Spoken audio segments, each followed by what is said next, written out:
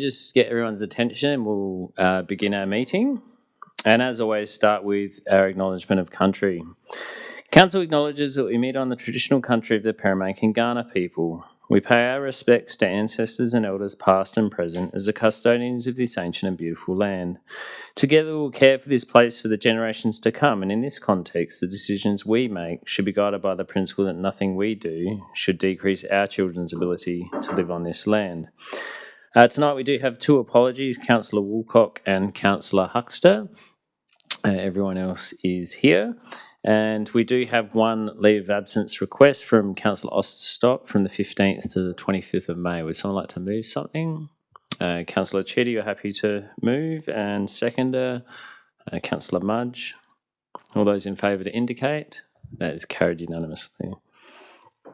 Minutes of the previous meeting which have been circulated. Would someone like to move? Councillor Herman. And a seconder. Councillor Grant. All those in favour to indicate. That is carried unanimously. Does anyone have a declaration of conflict of interest for tonight? Yes, Councillor Trescothick. Just on item 12.4, the Oh, sorry. General Assembly. Yep. Maybe at the item you can just say the type of conflict and then indicate you leave the room.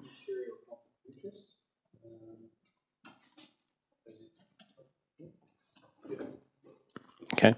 And sorry, I'll just jump back to 4.2. We have the special council meeting minutes for the 6th of May. Would someone like to move and accept those? Councillor Cheetah. And a seconder. Councillor Mudge. All those in favour, please indicate. That is carried unanimously.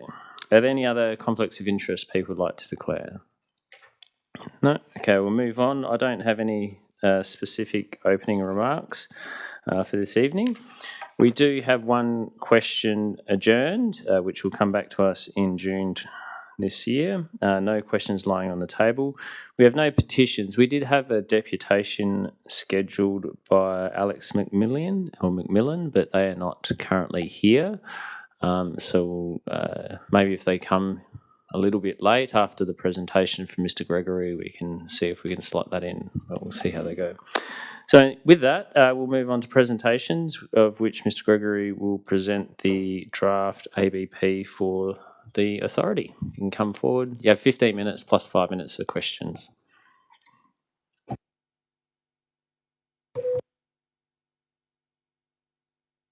Just press the right side. Perfect. Wrong side, wonderful. Thank you all. Thank you, Mayor, for the opportunity to present tonight. So I'm going to run through fairly quickly, I guess, a little bit around where we've been up to from Adelaide Hills Region Waste Authority and our proposed program for next financial year. If there are any questions that are left unanswered at the end of the presentation, I'm more than happy to take them offline, either through administration or direct with my email. We work across the three lands of the Indigenous people, and as always, we hold their values close to what we do and how we go about our work.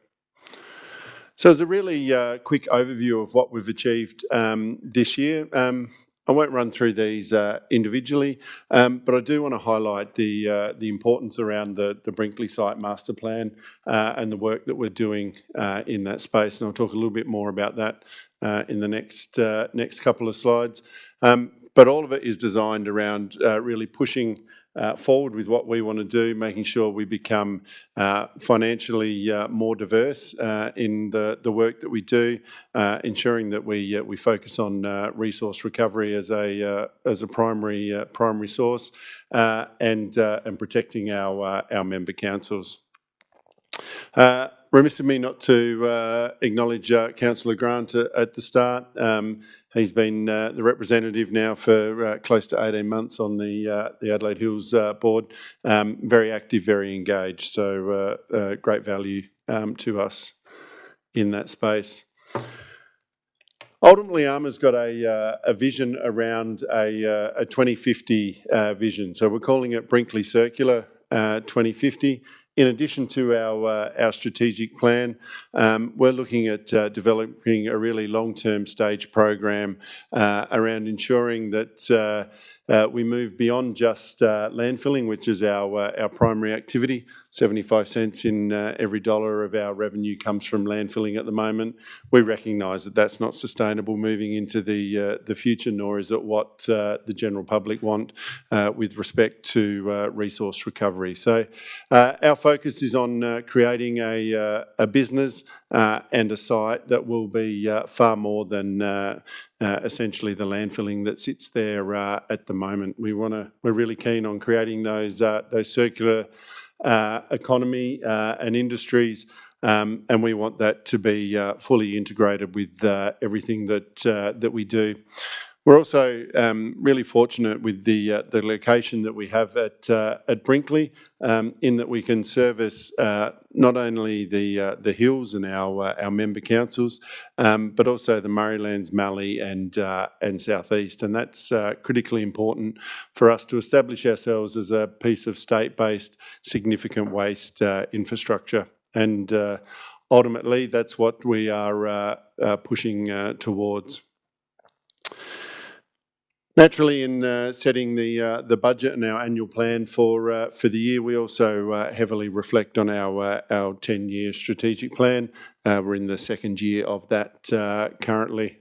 Won't go through all the details that we set up with the budget, but very similar to council, it's a very detailed process that we present.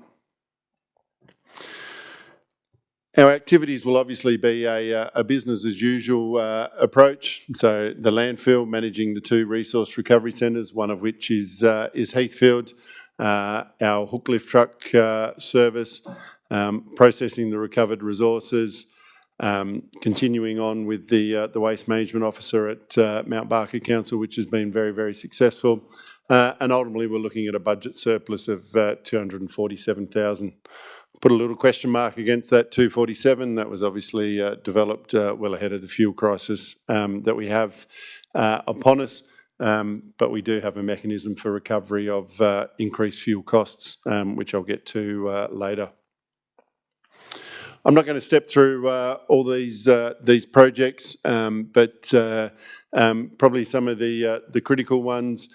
We are looking at moving beyond. We've now got our master plan, which we'll present to the board for endorsement next week. We'll then bring that out to the councils very shortly thereafter. But the next phase of that will be around a detailed business case for that resource recovery centre and the work that we want to do there. We know it's a good idea. There's a lot of relevance behind it. We now want to put the data and science firmly behind that before progressing any further with that. We're looking at getting a better intelligence around some of our waste streams and then how we can diversify and maximise some of those. Our commercial tonnes, for instance, are a critical part of our income, but we don't have a lot of knowledge around those. So we're wanting to understand what availability there is for additional tonnes, what type of tonnes, how we might be able to best move into a resource recovery phase with those as we go forward. Landfill gas management, that's something that we need to develop and manage. We've moved significantly through that space this year and confident that we'll sign a contract soon with a third party, and then we can move on to actually implementing and actively managing landfill gas as it sits at the site at the moment. Jumping through, obviously supporting member councils with trials of alternate curbside models. We always are there available for that. You guys are well ahead of the curve there in terms of what's happening. We're looking at implementing a new schools-based program that is complementary to the work that East Waste does already with your schools. We're well aware of that. This is not about doubling up, but complementing that piece of work. And then a lot of work that we're looking at doing in the governance space. Probably the key one, or one of the key ones there, the third one down, looking at establishing an asbestos pit on site at Brinkley. So the costs for us to dispose of asbestos at the moment is quite extensive. We think we can do it cheaper and more efficient by without too much risk at Brinkley, and that's ultimately what we want to look at. Halfway down the page, we will commence trial of the phyto cap, so the capping of our historical landfill. That'll be critical, and moving on to a detailed assessment of our next cell. Still got 4 to 5 years of our current cell, the life of that, but ultimately it takes that period of time to get the approvals and so forth that are required. So that's a very quick overview, I guess, of our key projects. Our capping and remediation provisions. Obviously, the critical thing with a landfill, it's not just about making sure we've got enough money coming in to make sure we appropriately can bury the material and manage it appropriately. We've got a 20 to 30 year tail after we close the landfill that we need to manage. We need to do landfill assessments around that. So we're going to make sure that we've got a significant fund there that will allow that. So certainly what's happening is we're confident that we've got the materials. We've had assessments done that will do that. We'll start tapping into that for the capping provisions associated with Cell 6. There's a strategic contribution that all councils pay to us, essentially to deliver our strategic works, in addition to the day-to-day operations. That's based on the percentage of tonnes that have been committed to the landfill, or that you've contributed to the landfill over the life of ARMA. So those percentages will change ever so slightly each year as those percentages change. In terms of our financial indicators, we've got 3 key financial indicators, and as you can see there, predominantly we sit within those for all the areas. The one that probably stretches out a little bit is the operating surplus. You can see from year 6 onwards that there's a healthy operating surplus that is suggested, and we're at the top end of that. Essentially what that means is that we'll be contributing more to our long-term provisions than theoretically we need to. If and when that does eventuate, that's when we can have discussions around rebates to councils and so forth in the event that there is no other mechanism for expenditure of those funds. But Get about 5 minutes. all right, so where we sit is really positive. The fuel impact has been substantial for us. We're going to incur around $100,000 of extra cost this financial year, which we've chosen not to on charge to the member council. So we've chosen not to put in a fuel levy before the 30th of June this year. But on the assumption that fuel hasn't reduced to less than $1.80 a litre, which is what we initially budgeted for, we will need to implement a variable fuel levy 1st of July. That'll impact anything associated with our hook lift truck and also landfill disposal, and we've got the percentages there that will be applied. Very transparent process. We're happy to provide invoicing and so forth from our fuel supply contract, so that's really clear. CapEx, fairly standard for us. Nothing exciting to note there, and that is it. So I know I rushed through that, but yeah, more than happy to take any questions. Councillor Mudge. Thank you, Mayor. I've got 2 questions. I might do them both at the same time, if that's okay. Landfill gas management, you mentioned that you were exploring that. I guess I'm interested in what that involves and what the best practice in that area is. Yeah, so our landfill, which is our closed landfill, which is generating landfill gas, predominantly methane, is essentially, in the scheme of things, is a small one. Our management initially will be around flaring of the gas, so effectively turning it from methane into carbon dioxide. Series of pipes from the landfill extracted, taken to a flare, and flared off in a very simplistic sense. So we need to manage it as part of the EPA licence, so there's no choice around that. We will be able to get ACCUs, so Australian Carbon Credit Units, as a result of that. So that could be financially beneficial to us in the scheme of things. Is using that the energy from burning it something that's explored these days? Yeah, certainly. The problem for us is that we don't have the volume at the moment to do anything else with. Other landfills will turn it into a gas where they can burn it. So Swara, Southern Waste, they turn theirs into electricity, and it powers a heap of homes at Seaford.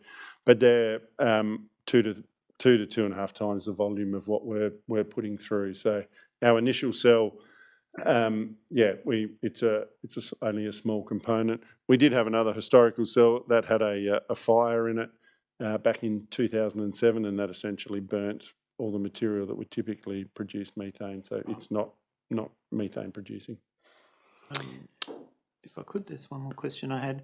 You mentioned phytocap for capping. What's that? What's phytocap? So it's just it's a different type of capping, but essentially it's a vegetation cap over the top of it. Historically, landfills had a heavy clay cover put on top of them, designed to keep any water out of the old landfill. This doesn't have such a heavy cap on it, but has a good vegetation layer on the top, which essentially draws the water out through the vegetation as opposed to keeping it completely out. So we've got to go through a trial with the EPA to get that up and happening. But our climatic conditions, we're very optimistic that will be a really positive outcome for us, and it's significantly cheaper. Okay, cool. Councillor Grant and then Councillor Herman. Yeah, thank you, Mayor. Thank you, Mr. Gregory, for coming and giving up your evening, and you've got 3 other constituent councils to serve, so I realise this is quite a commitment. Just following on from Councillor Mudge's question, which is one I had earlier on, and it was related to methane gas collection, and considering that our weekly FOGO trial seems to have been successful, we may extend that.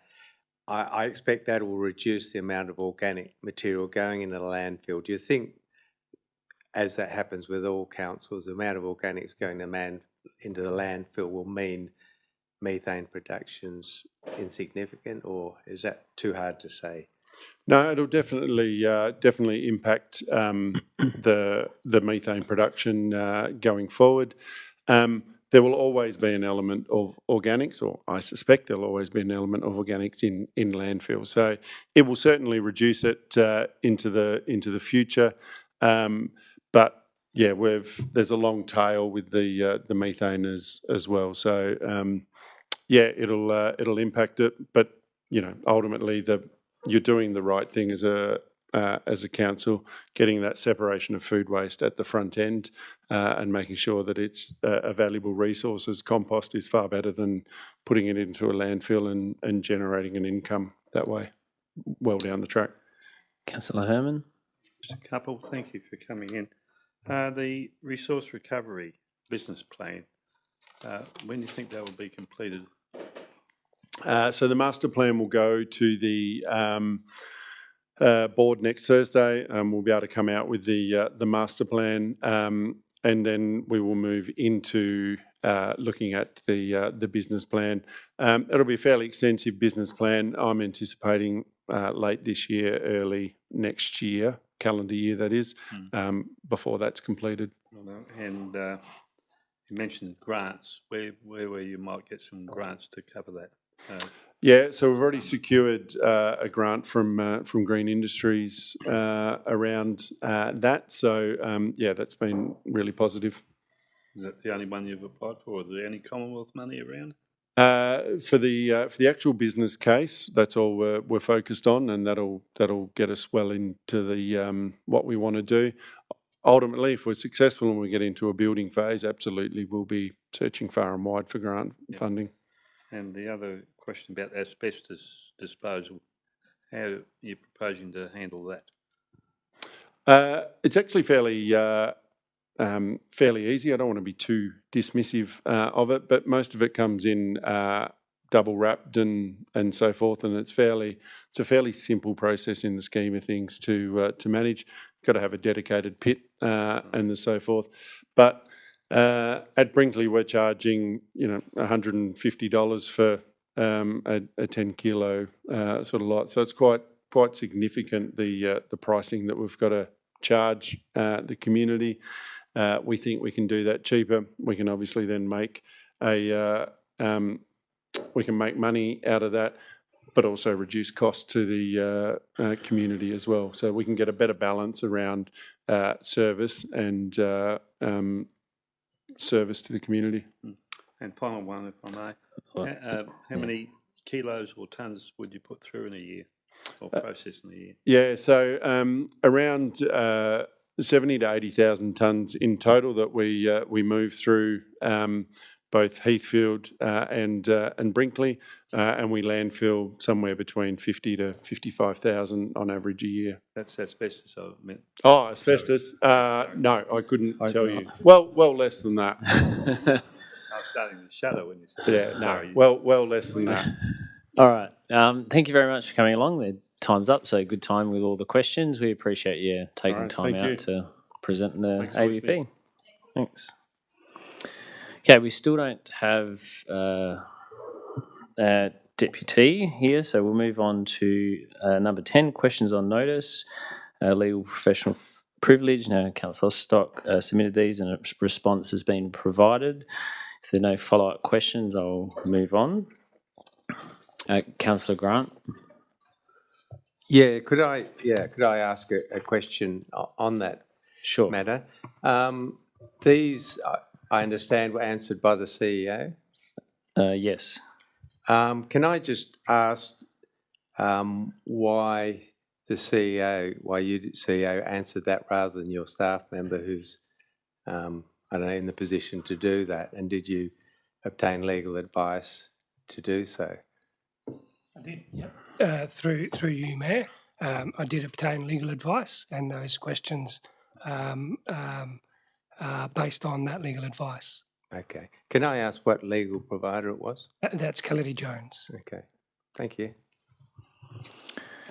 Okay, we'll move on to item 11, motions on notice of which there are none. And we'll come to item 12.1, which is the review of weekly FOGO trial expansion. Now, we do have Rawtech here. If you want to come forward in case there's questions or clarification. But Ms. Ballantyne, in the first instance, do you have any updates to provide the chamber? No, I'll take those. Okay. If there are no questions from the elected body, would someone like to move something in relation to this item? Councillor Mudge, what would you like to move? I'd like to move this. Well, there's some additions there, I notice, as printed. On the Yeah, screen. so essentially it was to put the budget in and also to have a reporting back date around those options for cost recovery. So that was at the request of Councillor Herman. Okay. So it doesn't change anything within the substance of the motion, it's just adding that information for clarification. Okay, so that budget is for 27-28, or is it for 26-27? 26-27 is for the continuation of the current trial. Okay. And then there's some other budget for 27-28 when we actually do it proper. Okay.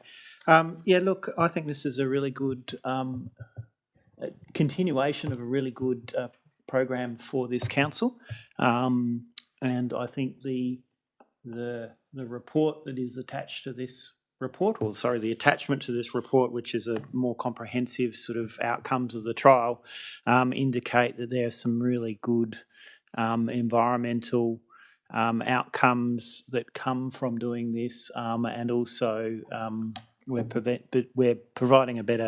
be providing a better service to our ratepayers and our customers, basically. I think it's definitely something that we need to continue. The evidence is there. There are still people that need to be brought on side for this, and I'm sort of pleased that we're going to be dedicating some time to educating them and working through things like trying to reduce the amount of opt-outs that occur, lobbying the state government to try and change the regulations so that we can sort of keep charging people for opt-outs and things like that. So there's it's been a long road, but I think we're at a point where we can actually say we're formally ready to go ahead with this, and I think it's a good choice for us to continue with those who are already on this scheme in this Tuesday curbside collection area to continue in doing it. And I know there are lots of people in the ward I'm in who are really looking forward to doing it. It's something they've been talking about for pretty much the entire time that I've been on council. So I commend the motion. Councillor Grant, you're happy to second? I am. Can I ask a couple of questions first? Yes. Yeah. Thank you for the report, to staff and RawTech. This, I think, I'm very supportive of this. I'm just wondering, can we explore other avenues of getting behavioural change? And I know this is one means of attack, but there must be others. Education's always one, but should we look at dealing with non-compliant ratepayers with reminders, education, warnings to stop contamination, which is very expensive? Are there other strategies that we should be considering? Through you, Mayor, I'm very passionate about ensuring we deliver as much as we can in terms of that behaviour change space. With the rollouts themselves, when you introduce the new infrastructure, the kit, the caddy and the bags, that is your best and most optimum time to achieve an impact in behaviour change. And then about 3 years after that moment in time, you need to re-energise and reinvigorate use. So I would suggest that the team that we build around this work will have will be developing more of those initiatives that we can do around those particular moments. And yes, there's social media, there's techniques, and there's compliance, particularly for all three bin streams and the relationship we have with East Waste and how we can use technology to drive those messages home with the photography that the trucks can do at the point of collection of the bin and the reminders we can do. So I agree and take that on board, and we'll work on how we deliver that education program. And the examples that Councillor Grant referred to, they'd be captured in point 5 of this motion, correct? Absolutely. So that almost that service delivery menu options, 1,000%. Yeah. Thanks. And you had another question, or? A related one. Would we consider reducing free green waste drop-off days, in a sense, because this is filling a niche and it's a saving? I'm just wondering whether that's an option, or do you think it's a completely different service? Thank you for the question. I think it is an option, and we have commenced an internal review of that program and how it will work with FOGO and what opportunities we might have in that user pays sense, and to ensure it stays within the Adelaide Hills ratepayer as a service rather than those that might be external to our council area. So that work has commenced, and we'll bring a report to you shortly. Excellent. Thank you. And do you wish to speak to the item? Yeah, if I may, just briefly. Look, thank you for the report. I think this is a fantastic initiative, and I think the trial has served us well. In the report, it's mentioned investigating a service fee for upsized landfill bins, and I notice I think nearly 10% of people were taking that option. Yeah, I'd be supportive of that if people are taking a bigger service. I think there can be some sort of cost recovery there. But other than that, yeah, I think it's an excellent report and I support the motion. Would anyone else like to speak to the item? Yeah, Councillor Gladigo. Question: How much has actually been generated in the trial period, as in per tonnes? Because I was trying to find that in the report, and what I thought was in the report doesn't match what AHWA have said in their report. Might have to defer to those in the gallery or So when or you take say it on notice. generated, do you mean As in the landfill? FOGO, how much has been generated by FOGO? How much has been collected? We'll just take it on Then you'd notice have and to get back to yeah. you. Yeah. So, and are you requesting since the start of the trial? Okay. I'm not sure. The only reference I could think of is the graph which shows the change in percentage, but that doesn't obviously show the change in absolute value. But that would give you an indication of the shift in behaviours, but obviously not the absolute values. Yeah, that's what I was trying to find in the report. Yeah. The other question is, what is the cost? What will be the cost to the Adelaide Hills Council in expanding the trial, as in staff and time, etc.? If we had 400 people who queried this one in that smaller area, what's sort of expected the extra cost to council? The trial gave us a lot of content material to use in terms of supporting a contract position that we had in supporting customer service. I'd have to figure out whether we have enough resource support in customer service to expand the trial now that we've had the experience of what type of questions, frequently asked questions. We've produced all that material now, so there'd be an efficiency gain in that. I would suggest and recommend, though, that we would having to balance the services provided by East Waste in terms of education and ARMA as well. Possibly I would support a 6-month contract request for an internal support officer as the rollout took place, but that would be finite and just for the rollout and a settling in period. And then I think we're fully capable of delivering it internally with our generic customer service and website and those materials that we'd develop.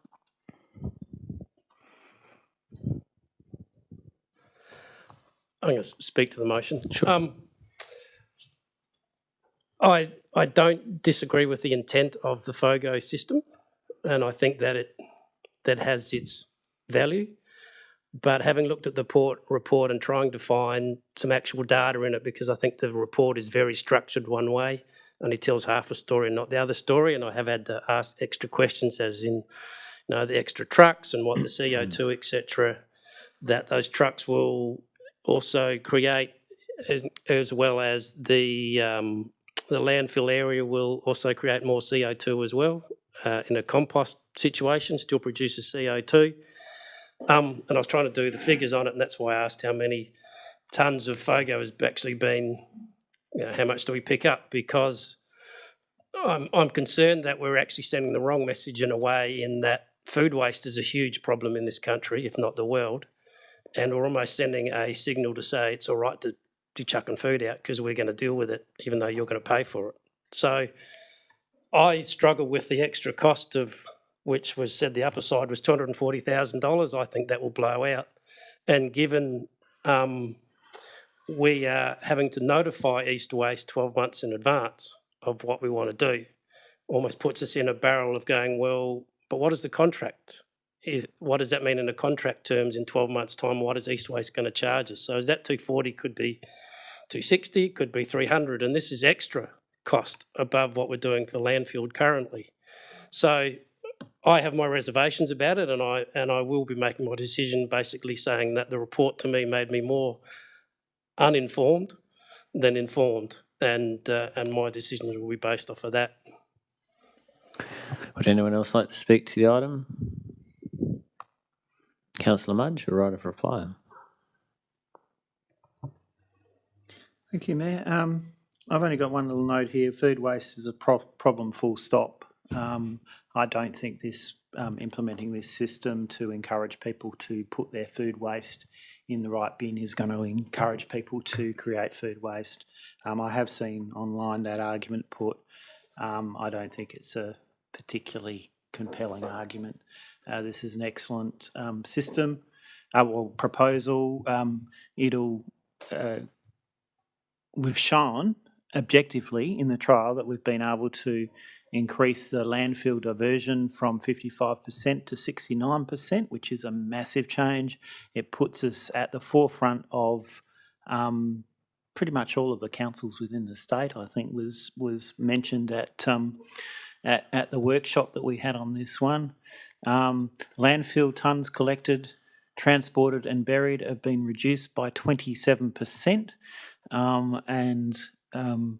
That landfill, and we've just had it was good that we did just have a presentation on operating landfill. That's really toxic stuff. And if we can reduce that, we're going to make things much better for future generations. It's there's also a financial saving in that, in the sense that it's foregone deposit fees and also the tax to the state government as well. So to me, it's a no-brainer. The message I'm getting overwhelmingly from the people I speak to about it, not to say that there aren't people who are detractors, is that it's something they want our council to go ahead with. So I commend the motion. Okay, with the debate closed, all those in favour to please indicate. Those against? That is carried. Okay, we'll move on to item 12.2, the Mount Torrens Tourism Signage Endorsement. Now, Ms Charlton, do you have any new information you'd like to provide? Councillor Herman, you wish to move the motion? Move that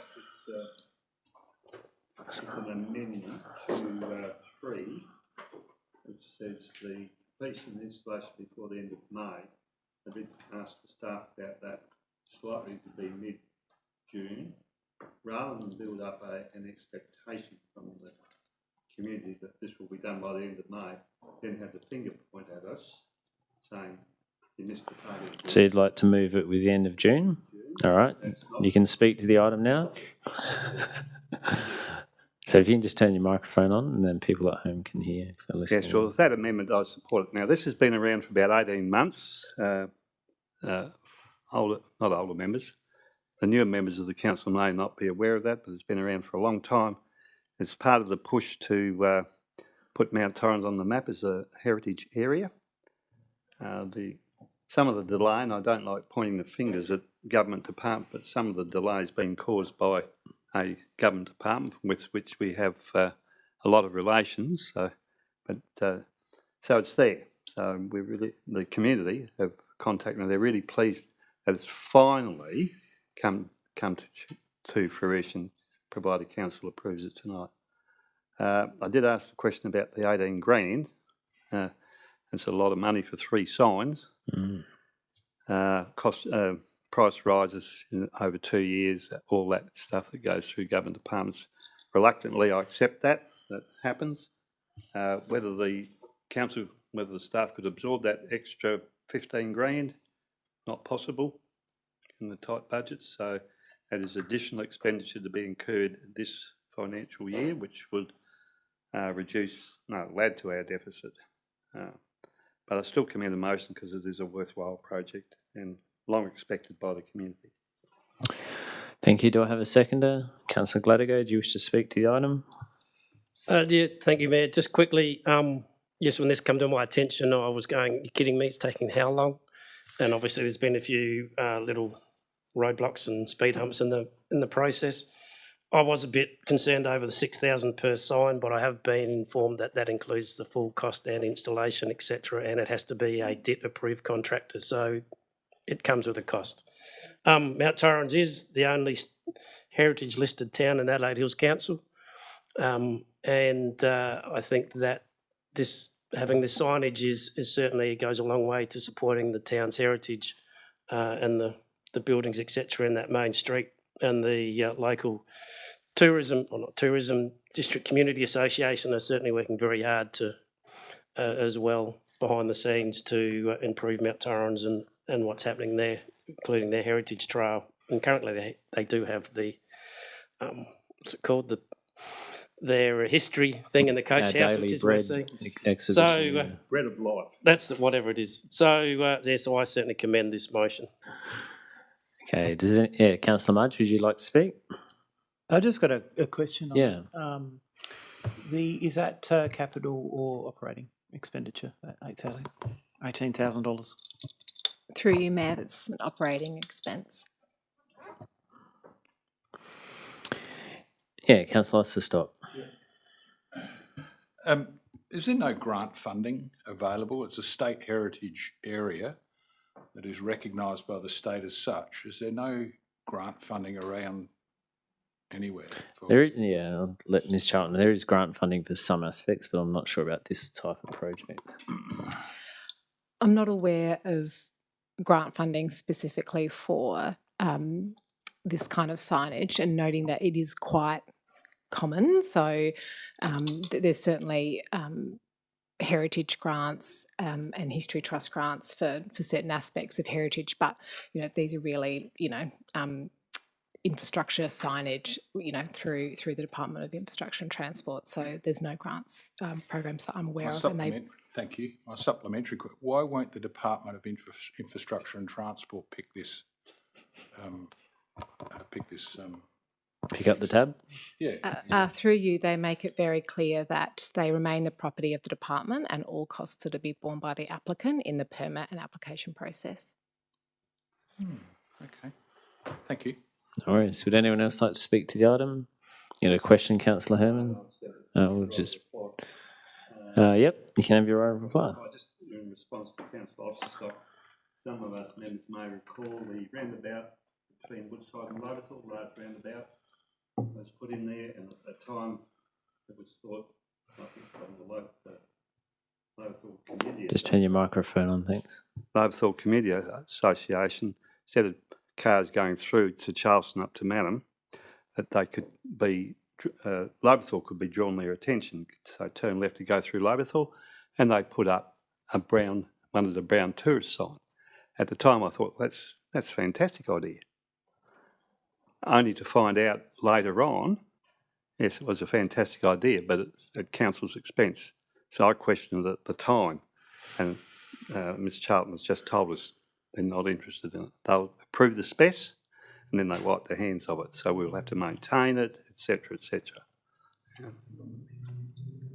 Sorry, did you want to say something, Ms Charlton? Sorry, just reflecting on my previous answer, there has been a previous grant program probably a few years ago, and it was sort of before my time, but there were, I think the ones like along the freeway here were updated at that time, and there was some council involvement, but there's nothing current. So just... Okay, with the debate closed, all those in favour to indicate. That is carried unanimously. So we'll move on to item 12.3, AHT agreement. Ms Charlton, do you have any new information you'd like to provide the chamber? Through you, Mayor, just to note that there's an updated recommendation on the screen to include the annual funding amount following a suggestion. Someone like to move something in relation to this item? Councillor Trescothick, do you wish to speak to the item? Just turn your mic on. Yeah. Thank you.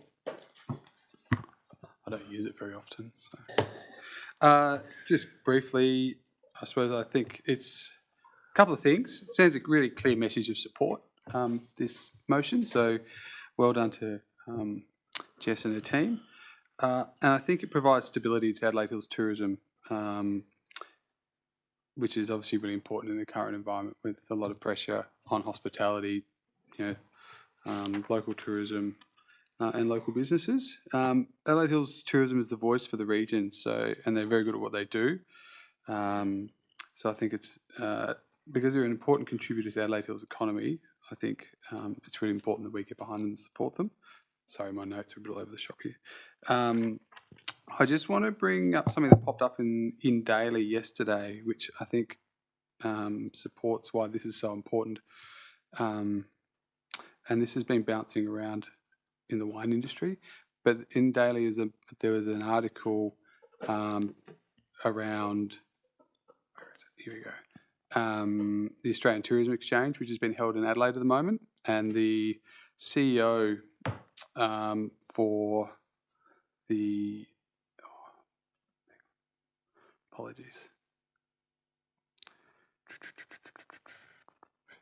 The CEO for AIDA, which is the Adelaide Economic Development Agency, has called yesterday to the state government to be pulling money back, and I'll just kind of paraphrase, from regions and more to be put back into Adelaide. So I think for us to be supporting, being a region, our local tourism body, it's a really important time to be doing that, because we've got Adelaide lobby groups lobbying for more tourism money back in the city, and to quote Gemma Nelson, redirecting just 1% of the state's annual tourism spend to the city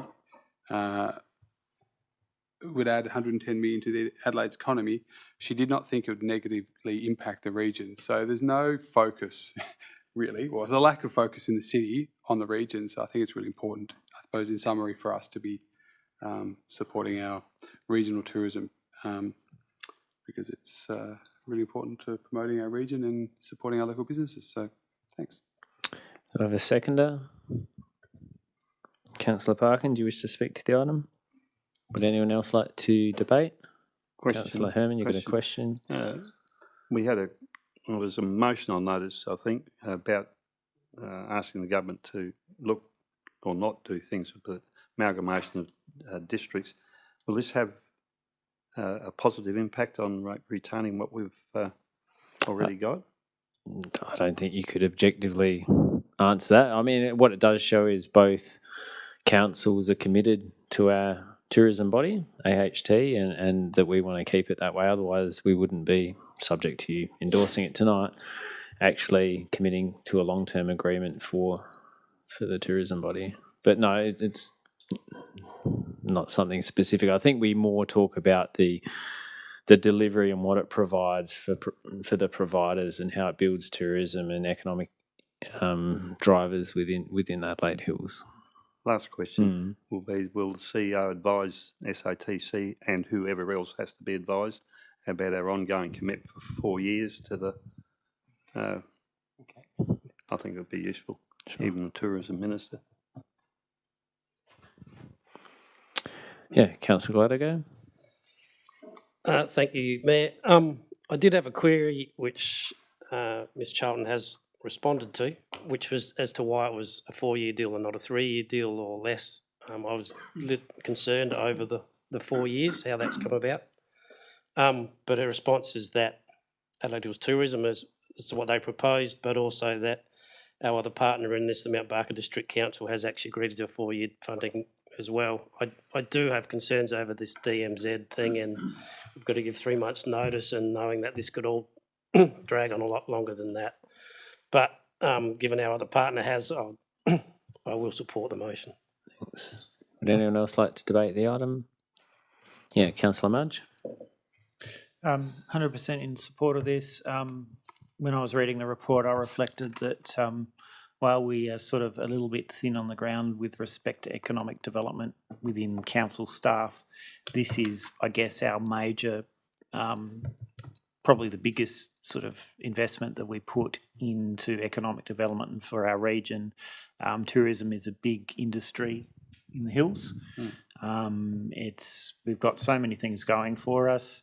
I think it was this week or last week we got voted as the second best place to live or something like that. Certainly in Australia, it's certainly a great place to visit.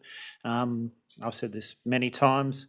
When I come home from working in the city, it's like going on holidays, because you're coming into the rarefied air. It's really nice. So I think this is definitely something we need to continue to invest in, and to help our providers in this area.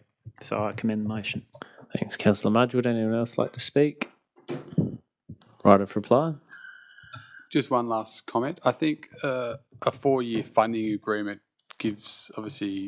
shows our commitment for stability. I think from conversations I had with the past executive officer or CEO of Adelaide Hills Tourism, having to every 12 months kind of come asking for funding isn't great use of Adelaide Hills Tourism's time. So being locked in for 4 years allows them to get on with their job. So I think, although Mount Barker might have beaten us to it, I think it's good, great leadership and a really good initiative to provide that confidence to the Adelaide Hills Tourism staff, but also the volunteer board that is volunteering all their time to do what they do. So yeah, commend it. Thanks. With the debate closed, all those in favour, please indicate. It's carried unanimously. So move on to item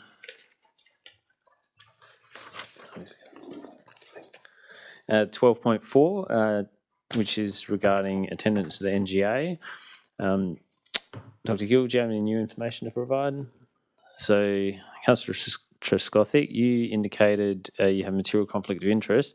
Just in terms of fairness, though, I do need to ask all elected members if there is anyone interested, because if there is more than one, we should go through the normal processes. So is anyone else interested in nominating to attend? No. So with that in mind, if you'd like to declare your conflict. Sure. Obviously, I have a obviously have a conflict because I'm putting my hand up for the opportunity to attend the National General Assembly. It's a really good opportunity for me to expand my knowledge and experience, hopefully as a result of going. That's all I need to do, yep.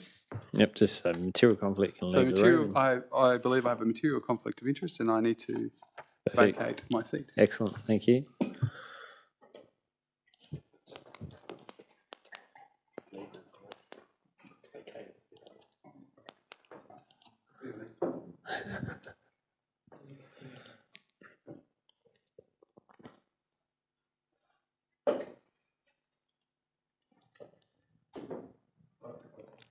Leave that open. You can close the kitchen door. Okay, would someone like to move something in relation to this item? Councillor Osterstock, what would you like to move? Councillor it's already done. I'll move the recommendations. And do you wish to speak to the item? Do I have a seconder? Councillor Gladigo. Do you wish to speak? Councillor Herman? Yeah, I just had a concern, I suppose. All our terms run out in 5 months, 6 months' time. This nomination is for a development attendance rather than a delegate's attendance, like Councillor Cheetah. I just wonder if it was a good investment when the person going might not be on the council in 6 months' time. Not. So I'll take that as debate. Would anyone else like to debate the item? No? Okay. Councillor Osterstock, right of reply. With the debate closed, all those in favour please indicate. That is carried unanimously. I won't yell because I've heard it's very loud online. So we'll just get Councillor Herman to come back in. I wasn't expecting it that quick.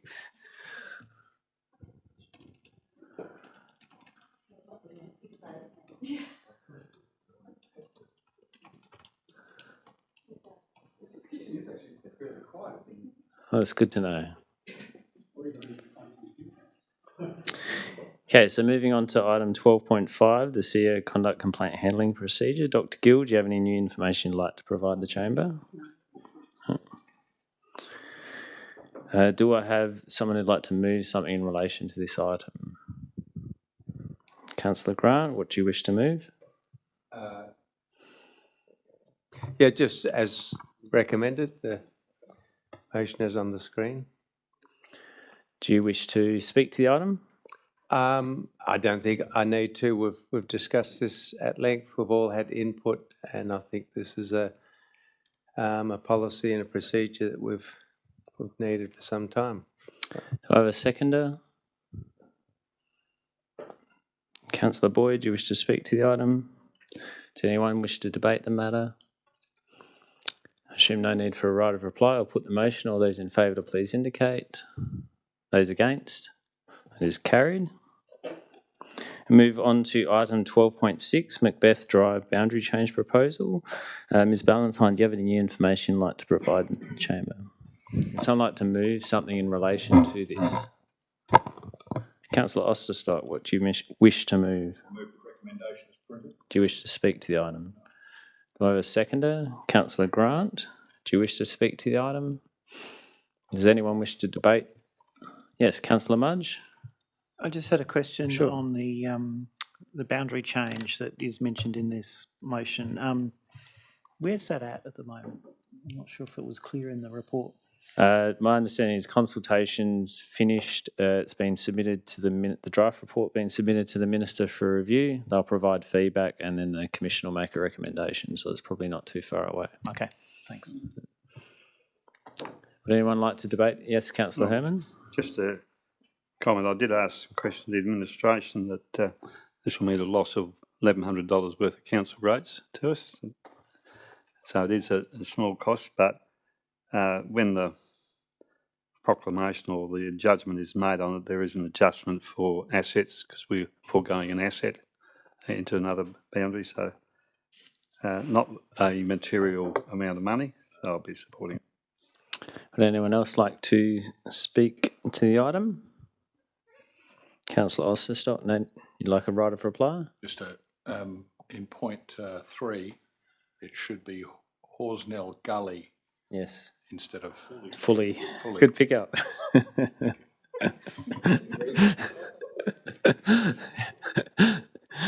I'd just like to add.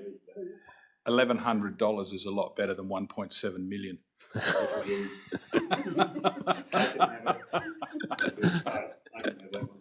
Oh, did you freak out? All right. Okay, with the debate closed, all those in favour to please indicate. That is carried unanimously. So, administration items, quarterly report. Someone like to move something in relation to this? Councillor Grant, what would you like to move? That the report be received and noted. And do you wish to speak to the item? Yeah, just briefly, and I love reading these things, and I think they're good for our constituents to see. I just comment that the format's been changed somewhat, and when I went to compare it with previous ones, some of the metrics were different.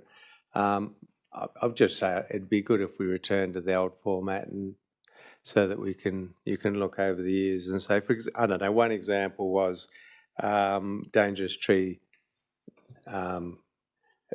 Being addressed. Well, because we've invested a lot in that field, it'd be good to see how we've performed. But there's lots of other metrics I think would be valuable. But anyway, thanks, staff, for the report and commend the motion. Thanks. Do we have a seconder? Councillor Parkin, do you wish to speak to the item? No, yes, I also like reading. I think they're really useful. Thanks. With your comment, Councillor Grant, maybe when the new elected body comes on board, they can review the structure of that particular report and determine whether they want it to be slightly different and in what way, and compare the two types. Would anyone else wish to speak to the item? No need for a right of reply. I'll put the motion. All those in favour to indicate. That is carried unanimously. So we do have some correspondence for noting. So the first one regarding the Remuneration Tribunal, would someone like to move? So Councillor Grant, you're happy? Yep. Do I have a seconder? Councillor Boyd. All those in favour please indicate. And it's carried unanimously. Second one in relation to Department of Housing and Urban Development regarding Andy Bennett Bridge. Would someone like to move something? Councillor Herman? Yeah, I'll move that. The You might want to community, speak to it. yeah, just briefly. The community, this guy's been dead over 12 months, and the concept was when it was first raised by the community to name it after Andy, it could be erected by one anniversary after his death. That was March. So now we're aiming for perhaps the second anniversary. Well, hopefully if there's no negative feedback from the consultation, it should happen quite quickly. Do I have a seconder? Councillor Cheetah. So all those in favour to please indicate. That is carried unanimously. We also have Essential Services Commission of SA. Someone like to move something? Yeah, Councillor Mudge, do you have a question? I was actually wondering if I might be able to move something in addition to just receiving and Sure. noting, and that is that the CEO prepare and submit a short response to the call for consultation.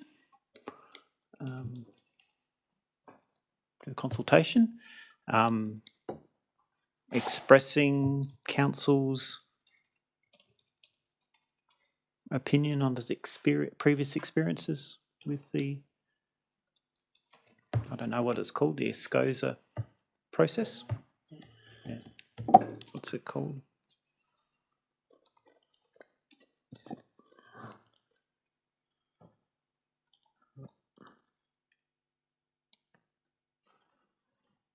Do the 22nd. Yeah, so it wouldn't come back to council. I think Yeah, it that's wouldn't come why back to Councillor council. I think Mudge is that's why I saying put for the submit, CEO yeah. to prepare and Yeah. submit it. I had a look through. Can I speak to it? If that's, Yes. yeah. Have we got the wording? Expressing councillor's opinion on. Its previous Do you wanna- experience with the. I'm just checking the letters and whether you actually want to constrain it to saying that we just comment on previous experience. Oh, okay, yeah, that's probably a good point. Yeah, just expressing.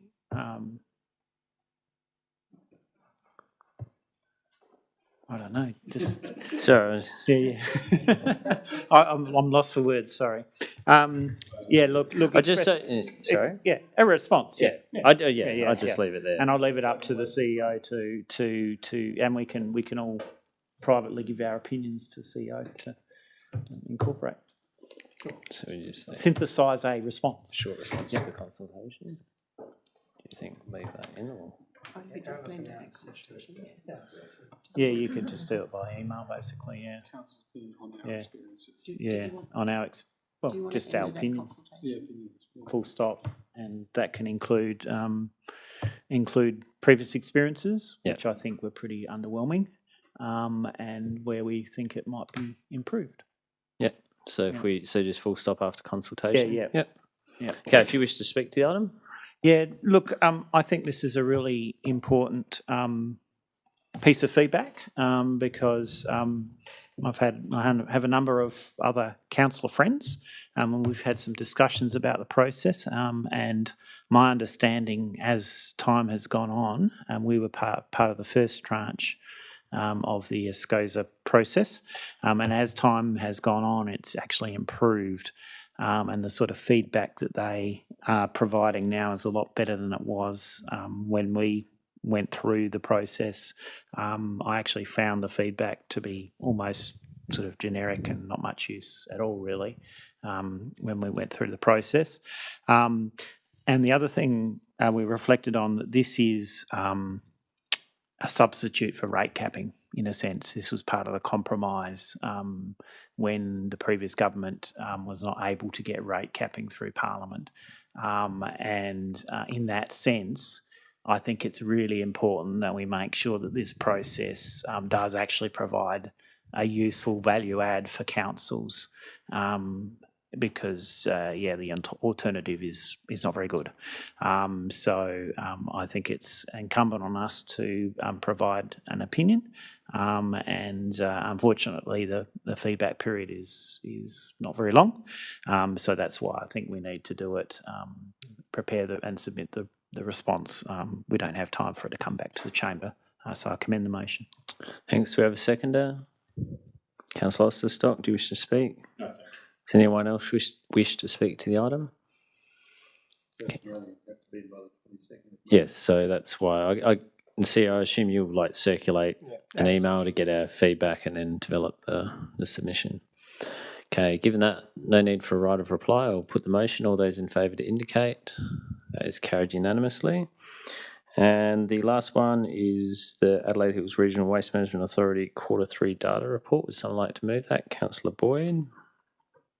Do I have a seconder? Councillor Grant. All those in, do you wish to speak? Yeah, sure. Just briefly, thank you, Mayor. This is well worth a read, and a couple of interesting points. So 7,500 tonnes of solid waste that's being buried on behalf of Adelaide Hills Council. If we can reduce that by nearly 30% through the FOGO scheme, that's a great win. Oh, that's 60 blue whales, Councillor Gladigo. It would save us, that's cost us $1 million in solid waste levy. It doesn't say how many positions that would be, but yeah, just think how much of that levy that's going to the state government we could do with all the projects we've aspired to that have been knocked off the budget would easily be covered.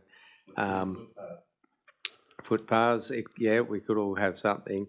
And just the other thing, I think the sobering thing mentioned in that report, 4 million solar panels a year decommissioned. At the moment, they're not so much as recycled, let alone reused. And of course, many of them have years and years of life left in them. It's incredibly wasteful, and no one knows what to do with them yet. So there's a lot to be done in this space, and we've got a long way to go. Anyway, I commend the motion. Thanks. Would anyone else like to speak? Councillor Gladigo. I would like to ask Councillor Grant if he could go back to the Adelaide Hills Regional Waste Management Authority and ask him to remove the how many column. Because I look at this and go, giraffes, elephants, whales, and go, what the hell? It means nothing to me. Fair point. All right. If no one else, yes, Councillor Stock and then Councillor Triscopic. I just make the comment, and I'm pretty sure I've got it right, but I do stand to be corrected. I think it was the Marshall Liberal government in its first year of office gifted local government an increase to the solid waste levy of in excess of 40%. Yeah, it's twice within 1 year. Yeah. An outrageous increase, and it was just another example how governments gouge local government who are forced by the state to pass on those costs to the ratepayer, which is a disgrace. Anyone else like to contribute? No. So no need for a right of reply. I'll put the motion. All those in favour to indicate. That is carried unanimously. So we'll move on to questions without notice. Does anyone have a question without notice? Councillor Herman? My two favourites, progress reports on discussions with DIT on Amy Gillett and the Warren Road, Martin Hill Road and Lucky Hill Road intersection. Any progress? Through you, Mayor, no further update, but we have issued the correspondence and the petition to DIT, but there's no further update from them at this stage. Have you scheduled meeting, another meeting scheduled at all with them? No, not at this stage. I will ask in 2 weeks again. Thank you. Any other questions without notice? Councillor Grant? Yeah, thank you, Mayor. A question for the CEO. It's been, I believe, 7 weeks since we were notified of Dr. Gill's resignation. Has a replacement been found, please? Thank you for the question, and through you, the Mayor, we're still in the process of recruiting. We're getting recruiters on board. We've finalised the job description, but we are putting in some interim arrangements, anticipating Zoe's departure. Any other questions without notice? Yes, Councillor Boyd. What are those arrangements? Yes, thank you for the question, and through you, Mayor, we are looking at upskilling Sky. We're looking at getting a temporary resource in to caretake while we're recruiting for that role, and also getting some legal support as we've done in the past when Zoe's been on leave. Any other questions without notice? No, we'll move on to motions without notice. Is there any motion without notice? Reports. Are there any from an external organisation?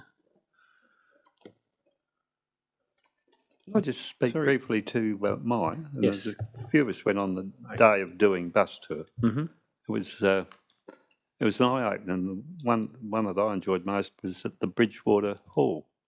Who else? Leith, you went. Oh, sorry, Councillor Mudge, Councillor Parkin, and Councillor. Yeah, it was a good day to go and have a look at what these kids can do. Fantastic. So You had lots of good reports.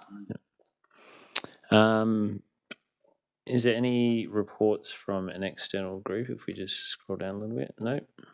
Okay, in that case, I'll pass it over to the CEO. Sure. Thank you, and through you, Mayor, just a bit of a snapshot on what I've been working on over the last couple of weeks. Been pretty much immersed in the budget modelling for the annual business plan and working with the team on the report that will be before Council on the 26th of May. Also been working on the KPI setting and working with the team on developing the KPIs. We have got some meetings with the panel coming up next week and then again in June to flesh out those KPIs and make them relevant. So then of course they'll be brought back to council to deliberate on and confirm. Of course, there's been meetings with East Waste. I did attend as the deputy last week in Lucy's or Councillor Huxter's absence, and where we are reviewing the charter and we are reviewing service standards. So we'll be bringing those documents back to you in due course. Further, won't go into it, but of course, our mayor's talked about Adelaide Hills Regional Waste Authority and some of the productive meetings we've had with the member councils. But I'm happy to take some questions on that if needed. And on the final note, I'd like to just bring to your attention that that we have got the community grants are now open. We're accepting applications up to the 31st of May. This year there's around $200,000 worth of grant funding available. So it would be good if you could get out to your constituents to make sure that they're aware of those. Key priority areas, in particular community development grants, are community participation, connection, arts and placemaking, youth, sustainability and biodiversity, diversity, inclusion and accessibility, Aboriginal recognition and reconciliation, built heritage and history, tourism and township development. That's all. Thank you. Any questions for the CEO? No. Move on then. We have no reports of any of the committees except boundary change, which we will look at in confidential items. So that does bring us to our confidential items, starting with 19.1, which is the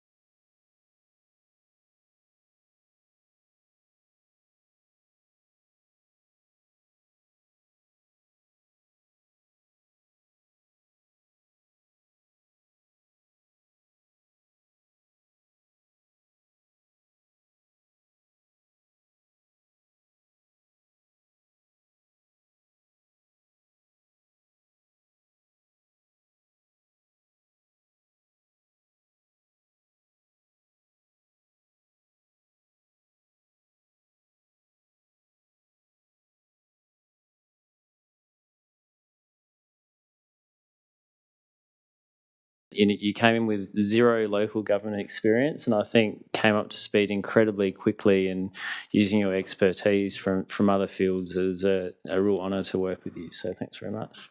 Cheers. Okay, and I declare the meeting closed at 7:48. Thanks.